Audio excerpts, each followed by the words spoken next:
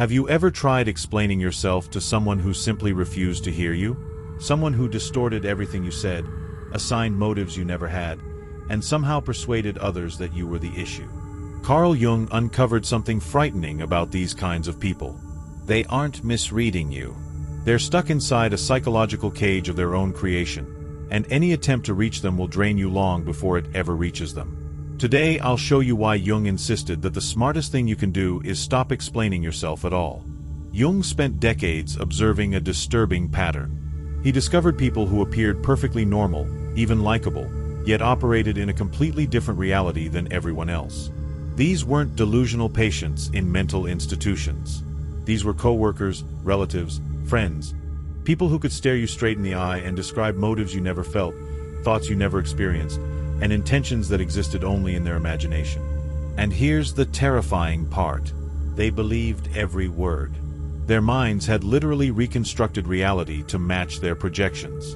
Jung called this shadow projection. And once you grasp how it functions, you'll never again waste time trying to explain yourself to these people. Let me tell you about one of Jung's most unsettling cases. A patient came to him in 1913, presenting themselves as a victim of horrible circumstances. This individual described being surrounded by manipulative, cruel, selfish people. Every relationship ended in betrayal. Every friendship revealed secret motives. Every family member eventually showed a hidden, malicious side. The patient appeared gentle, lost, and genuinely wounded by a world that seemed to attack them for no reason. At first, Jung felt compassion. Then he began noticing something that chilled him. Every single person the patient labeled as cruel, manipulative, or malicious had the exact same traits. Traits Jung immediately recognized as belonging to the patient themselves. This wasn't accidental. The patient couldn't accept that they were capable of selfishness, manipulation, or cruelty. So their unconscious mind did something frightening. It pushed all of those rejected qualities outward and projected them onto everyone else. The patient could feel innocent and pure while unconsciously acting out the very behaviors they accused others of. Within 6 months, this person had ruined 3 relationships, cost 2 colleagues their jobs, and pushed a relative into emotional collapse. All while remaining completely convinced of their own innocence. All while truly believing they were the one being harmed. Jung realized he wasn't witnessing misunderstanding. He was watching the most dangerous psychological mechanism in human connection. Unconscious shadow projection combined with absolute certainty. Modern neuroscience has since revealed why this is so terrifying. When someone projects their shadow with full conviction, their brain actually alters reality. The same neural circuits activated during delusional states light up during intense projection episodes. The person isn't lying. Their perception has been overtaken. They truly believe their distorted view because their brain's filtering system is processing the world through their unconscious material. This is why shadow projectors are so persuasive. They pass any lie detector test because they aren't consciously fabricating anything. Their neural system has rewritten the narrative to keep them from recognizing their own shadow. But here's where it becomes genuinely dangerous. The projector's certainty creates what psychologists refer to as reality distortion fields.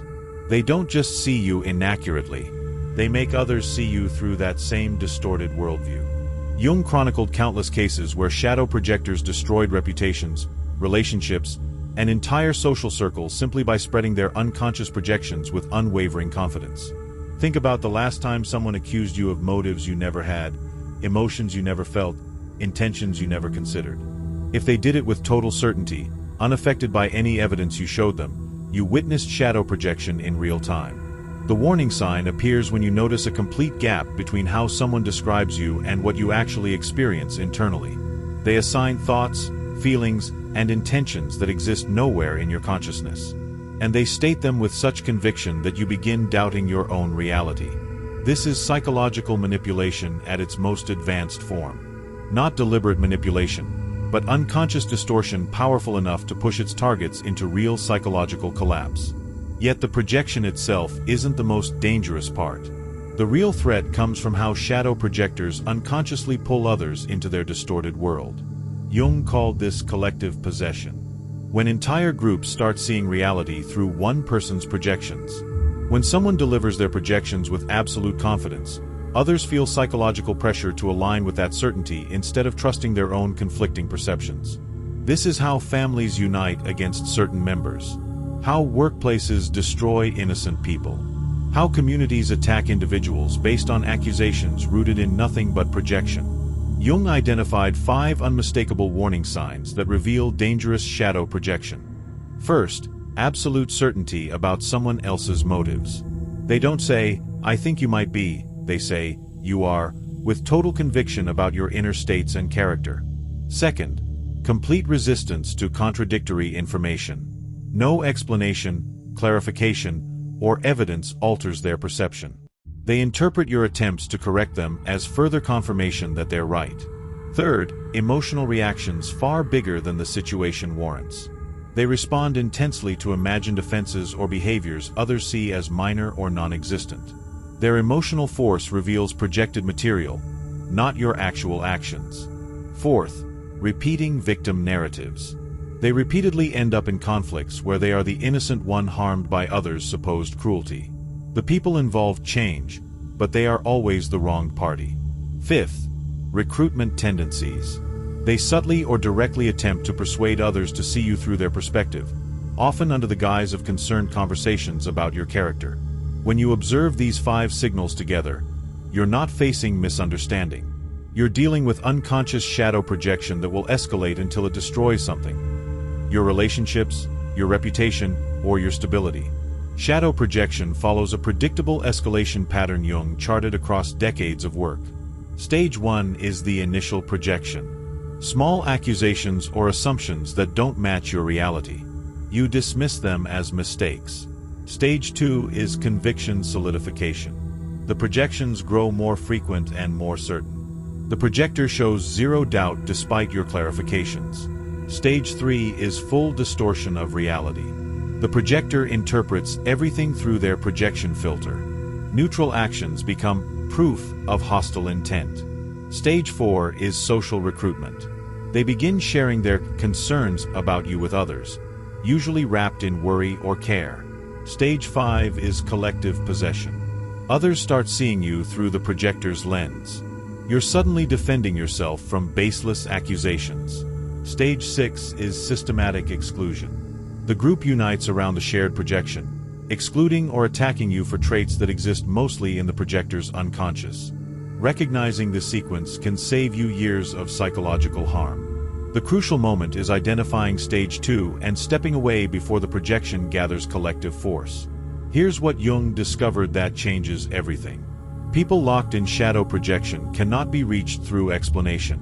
Their unconscious defense is too powerful. Trying to explain only strengthens the projection, because they interpret your clarification as manipulation or deflection.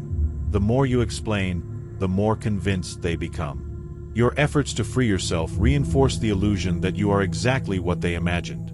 This creates a psychological trap where each attempt to escape tightens the hold. Jung learned this through harsh experience. Early in his career, he assumed he could help projectors see the truth through careful reasoning and evidence. He was mistaken. The more evidence he presented, the more intricate their projection structure became. He realized projection isn't an intellectual error solvable by information. It's an unconscious defense shielding them from their own shadow. No amount of external proof can override that internal system. They will reshape reality itself rather than confront what they've hidden from themselves. So what's the answer? Jung's solution was radical and initially seemed harsh. Stop explaining yourself entirely. Not because their accusations have merit, not because their view is accurate, but because explanation is a game you can never win. The moment you defend yourself, you've accepted the idea that their distorted perception deserves your effort. You've stepped into their distortion field. And once inside, everything you say turns into further validation of their projections. Jung trained his patients to recognize when they were absorbing psychological material that didn't belong to them. He called this conscious discrimination, the ability to distinguish between genuine inner experience and unconsciously absorbed external content. The first task is identifying what is yours and what is not. Without this skill, personal development is impossible. When someone projects their shadow onto you, your responsibility isn't to make them see the truth. It's to maintain absolute clarity about what belongs to you and what belongs to them, to trust your inner experience over their distorted view. But here's the painful part. Shadow projectors are often people we deeply care about. Family, long-term friends, partners. Stopping explanation feels like abandoning someone who needs support. Jung understood this struggle. But he also understood something more crucial. You cannot help someone face their shadow while they're projecting it onto you. You are the worst possible person to awaken them because you're the surface onto which they're avoiding their own reflection. Helping them requires removing yourself as their projection surface, not convincing them that their perception is wrong. Jung discovered that people who easily see others' shadows often do so because they've not integrated their own. The more you deny your own capacity for the traits you hate, the more disturbed you'll be when you see those traits in others. This is why ending explanations also demands shadow integration. You cannot see clearly until you acknowledge your own capacity for every trait you notice in others. This doesn't make you bad, it makes you whole. Someone who can perceive without judgment because you've embraced your own full self. Here's the transformation Jung observed in patients who stopped explaining themselves. They didn't turn cold or distant. They became selective about where they invested their energy. They realized that some people earn the right to explanations through their demonstrated ability to actually hear them. Others have lost that right through a proven resistance to truth. The awakened individual knows the difference. They stop offering pearls to those who cannot value them, not out of contempt, but out of wisdom. They understand that their clarity is a gift meant for those capable of receiving it, not something to force on those actively resisting it. The strength of someone who no longer explains themselves is felt, not declared. Shadow projectors instinctively avoid people who no longer seek their approval. Like predators noticing a shift in potential prey, manipulators sense when their usual strategies won't work. They steer clear of integrated people almost automatically. Not because integrated individuals are threatening, but because they're untouchable. There's nothing to manipulate in someone who doesn't require your understanding. Nothing to twist in someone who knows themselves fully. Jung's final insight about shadow projection brings both caution and optimism. The perceptive person who learns to see clearly without taking in others' projections faces a crossroads. They may either be crushed by isolation as projections from others accumulate, or they may transform into what Jung called a pioneer of consciousness. Someone whose psychological growth surpasses what the collective is prepared for. Someone who perceives what others cannot yet admit. Someone who holds that awareness without needing external validation. The danger isn't that you perceive too deeply. The danger is failing to use that perception wisely. Stop explaining yourself to those who are trapped in illusion. Not because they're bad or beyond help, but because explanation is not the tool that liberates them. Your clarity, held without needing their agreement, helps them more than any attempt to convince them. Your refusal to step into their distorted reality safeguards both of you, protecting them from projecting onto yet another person, and protecting you from draining yourself in a battle you can never win. Jung devoted his life to charting these inner landscapes so he could pass this gift to you. The gift of knowing when to speak and when silence becomes the purest form of truth. Your sensitivity to others' projections is not a flaw. It becomes your strength once you learn to trust it fully. The moment you stop doubting what you perceive, stop apologizing for your insight, stop explaining yourself to those unable to hear you, you become psychologically untouchable. Not because you hide behind barriers, but because you've integrated yourself so deeply that others' projections simply fall away. This is what Jung meant by individuation. Becoming so truly yourself that manipulation becomes impossible, because you no longer seek anything from those who cannot recognize you. If you see yourself in this psychological journey, know that you're not the only one. Jung described this path because many walked it before you. The transition from compulsive explanation to sovereign clarity is well traveled by those brave enough to stop performing for audiences that will never appreciate them. Your explanations were never the issue. Your need for them to understand was the trap. Release that need, and you free yourself from their confinement. Stand in your truth without apology and watch how your reality rearranges itself around people capable of truly seeing you. What experiences have you had trying to explain yourself to those who refuse to listen? Have you noticed these shadow projection dynamics in your own relationships?